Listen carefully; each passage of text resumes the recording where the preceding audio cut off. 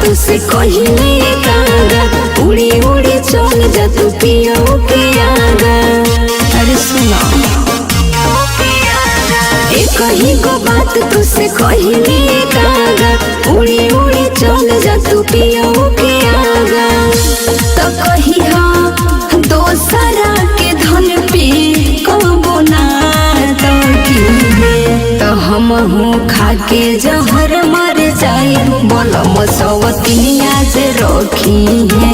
तो हम हूँ खाके जहर मर जाए, बोलम सवतिनिया से रखी है।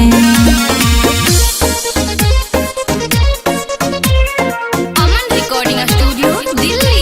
Music by AB Gupta.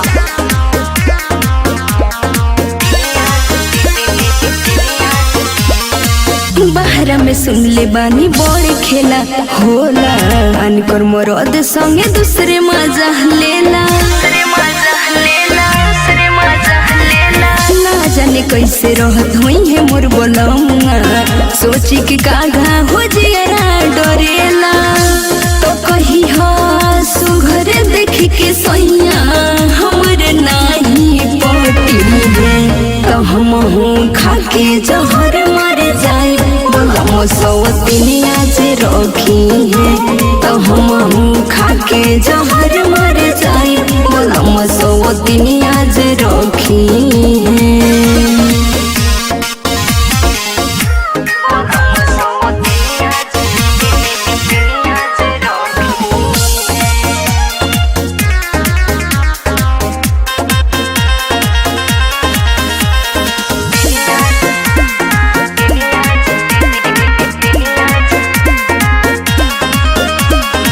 Writer Sonu सैया हम सीधा साधा, उनका से प्यार करी जनों से ज्यादा। नंदनी सिंह के ढेर दिन तड़पई है, कहीं बोलम से जल्दी घरे आई है। तो हमके छोड़ी छोतिया से दोसरा के सटी है। तो हम हूँ खाके जहर मर जाए, बोलम सवतिनिया से रखी है। तो हम हूँ खाके जहर मर जाए, बोलम सवतिनिया से रखी है।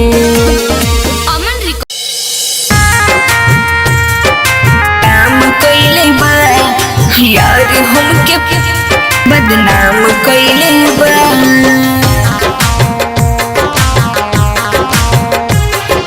काम कइले बा यार हमके बदनाम कइले बा।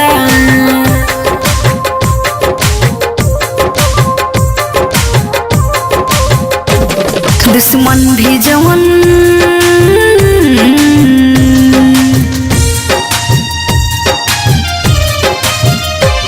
दुश्मन भी जवन ना करे उ काम कइले बा।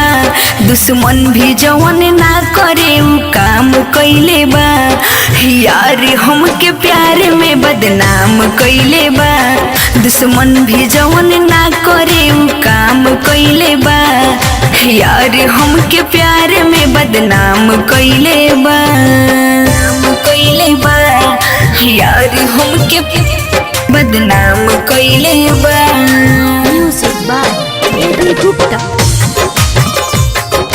काम कइले बा यार हमके बदनाम कइले बा। जान से ज्यादा पहले हमके मानी हो, अब नहीं उ तनिको पहचाने हो। तनिको पहचाने हो। जान से ज्यादा पहले हमके मानी हो, अब नहीं उ तनिको पहचाने हो।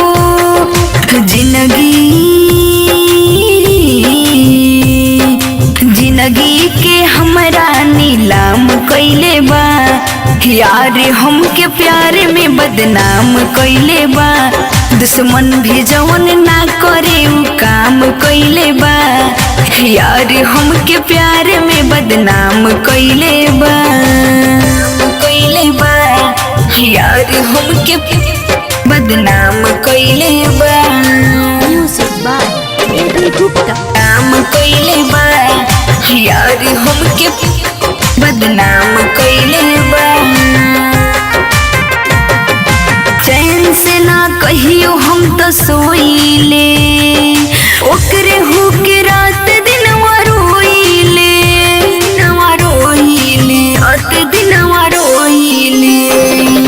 चैन से ना कहियो हम तो सोइले ओकरे होके रात दिनवा रोइले वजह के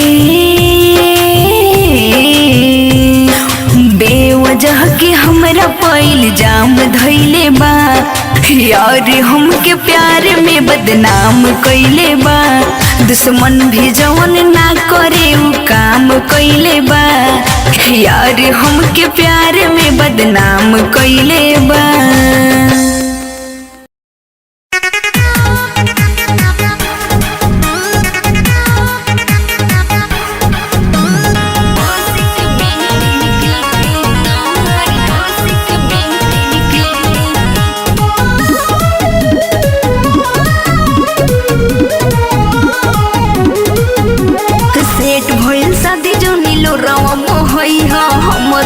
भरो पटई हरे बाबा सुना सेट भइल शादी जनीलो रवा बहई हमर से निमने गोल भर पटई हमरी होला लभवाला खेती की जातनी ससुरा सोनी रोई होई रौना मर देत बानी मोरसी के बेटी के की जातनी ससुरा सोनी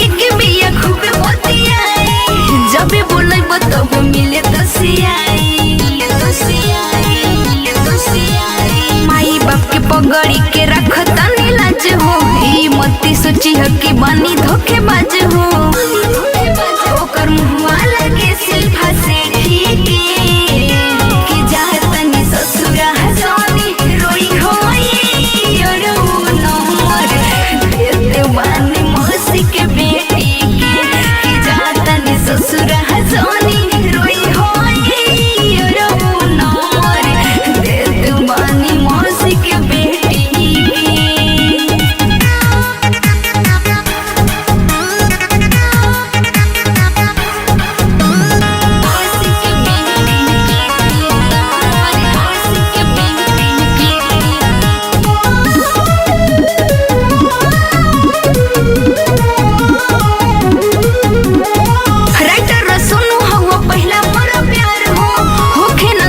तोहर जिंदगी खराब हो नंदनी के साथे बाटी कुछ मजबूरी एही से हो साहिल बना ली हनी दूरी जाली फसारी लगई है अपना खेती के जातनी ससुरा सोनी रोई होई रौना मर देत बानी मौसी के बेटी की जातनी ससुरा सोनी